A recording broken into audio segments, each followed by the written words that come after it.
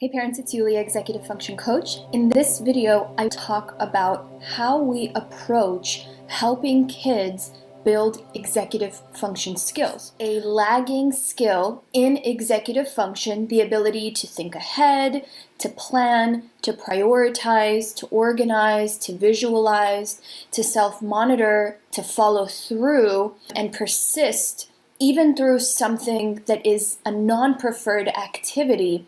Those are all skills that have nothing to do with your child's willingness and have everything to do with their ability.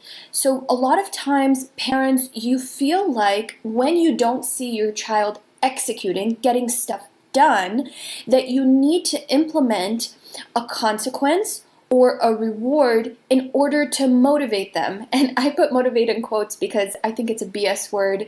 I'll link up a different video that talks about motivation in depth so that you can get more into it there. But this video is about how we approach building executive function with kids in a way that's counterintuitive, because I want to compare the lagging skill of executive function with, for example, when your child is unable to read at grade level.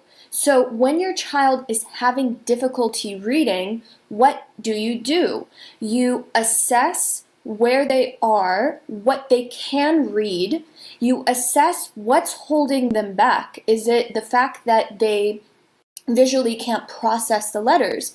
Is it that the expectation is too high, that vocabulary that we're expecting them to read is at a much higher level? Should we start with a lower level vocabulary? Is it that they lack the inference skills? They can't read between the lines, they're too literal. We assess for all of these different skills. Is it that they have anxiety about reading? Is it that they're bored with the story? When your child is struggling to read, we figure out all the barriers and figure out the best way to slowly practice and integrate skills that are going to help them become more fluid readers, more confident readers, and we help them practice consistently over time until we slowly build that skill. We don't, for example, expect to create some sort of agreement that says, okay, if in a week you're not reading, then you're going to be grounded. We don't consider consequences as teachers for the skill of reading. But when it comes to executive function, because it's a more abstract term and because we might not understand how similar lagging skills are in executive function to, for example, reading, we have unreasonable expectations of kids. We think if we talk about it and if we create rules and consequences and rewards, that all of a sudden in a week or two, that all of a sudden your child will have the magic skill or ability to execute on their tasks. We don't treat it with the same approach that we treat reading. And what do we know about teaching your child how to read is that it takes a lot of time, a lot of practice, a lot of patience, and there's no possible way to punish your child into becoming a better reader. There's no way to pressure them into becoming a better reader. They need the space and the patience, and they need to develop a love of reading to get through the frustration, to get through the many, many hours that it takes to really practice and perfect this skill until it becomes more fluid, until they become more comfortable and confident with it. Well, executive functioning is no different. It takes time, and it is a messy process. It takes a lot of trial and error to figure out what are the specific lagging skills, and to apply these skills in all different aspects of life and executing tasks in a lot of different spheres. For example, getting up out of bed takes executive function. Cleaning your room takes executive function. Finishing your homework, making an appointment on time, planning ahead. everything we do takes executive function. And if your child is struggling, if they truly have a deficit here, then we have to be able to realize that when they mess up, it is not because they don't care enough.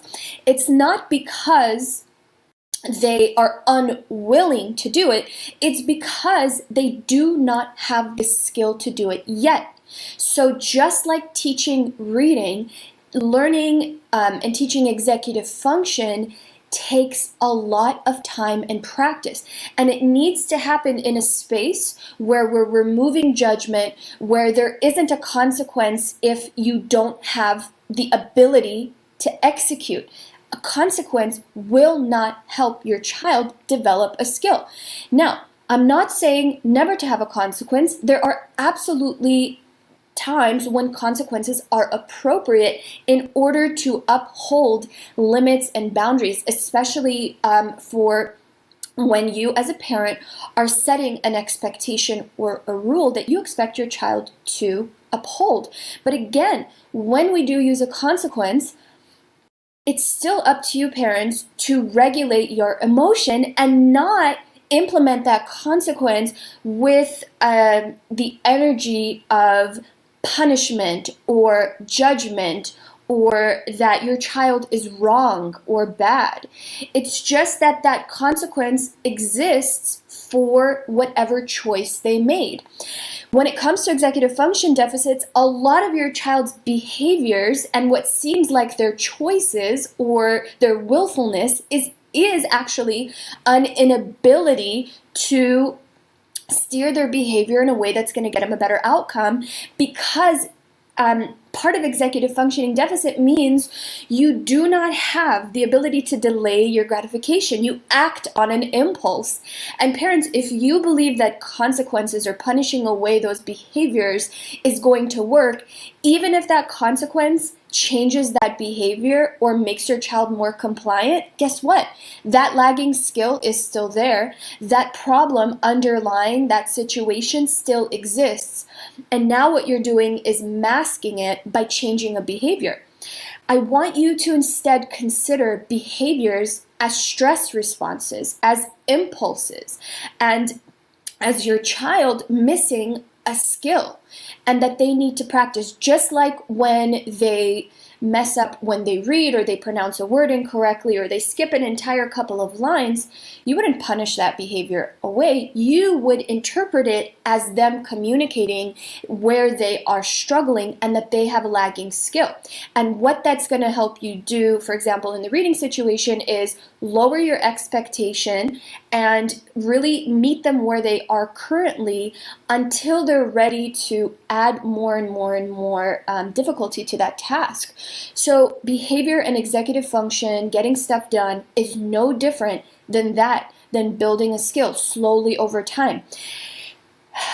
I guess the real primary reason I'm making this video is, parents, a lot of you react to a lagging skill or a deficit in executive function by getting worried or punishing your child from that fear that if only you can kind of tighten things up, that they're going to choose to behave differently. But that's just not how it works. And the more that your child's messes or lagging skills or these issues that they have, the more that they are met with your judgment and with your punishment, with a consequence, the more your child is going to retract and hide from you and hide their problems, and the bigger those problems are going to get. We have to create an environment where they feel safe to mess up and that they feel safe and comfortable to express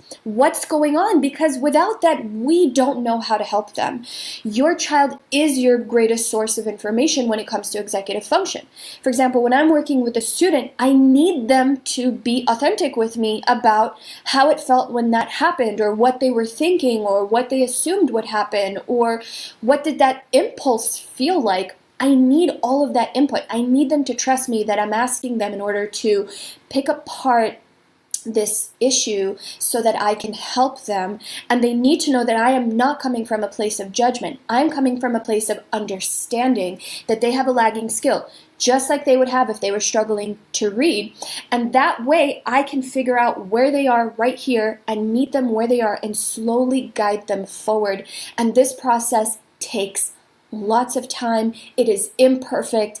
And all we need, parents, is for your child to have good enough executive function. It's never going to be perfect. If your child has ADHD or processing delays or any sort of neuroatypical wiring in their brain, their executive function will never be perfect. They are going to mess up, and it's our job as the adults to help them create systems and be able to reflect on their habits in non-judgmental space so that they can become problem solvers, so that they do not depend wholly on you to execute their life for them, that they need to trust that they have the tools and ability to manage themselves and figure out how to build those skills and solve their problems. Otherwise, parents, you are creating not only a dependent child, but a child that does not trust themselves and has a very low self-esteem and has an idea about themselves that they're broken and that they just can't do this on their own. You don't want that. So I urge you, I challenge you to allow your child the space to make their own decisions, to suffer the natural consequences of their lagging skills, and work with them to reflect, work with them to figure out what are they going to try a little bit differently next time. This is trial and error. We have to expect that, or else our expectations are unrealistic and you're setting yourself up and your child up for failure. So hopefully this video was helpful. I have tons of tips on how to help your child, how to help yourself with executive function on my blog. You can go through all the titles and figure out what's going to help you. I urge you to educate yourself on executive function, on these lacking skills, because if you do not understand why your child is acting the way they are and you are trying to punish those behaviors away, then you're not addressing the underlying problem and you're not really helping your child make long-term progress. Hopefully this video was helpful. I will see you in our future videos where I will bring you more tips on how to help your child execute and develop their executive function skills. But don't forget, parents, the number one thing you can do is have a strong, supportive relationship where your child feels safe and comfortable to come to you when they're struggling. That is why you're around, and you want your child to trust that you are not going to judge them, that you are going to help them figure out how to solve their problems. You're not going to take ownership over their life. You're going to guide them through.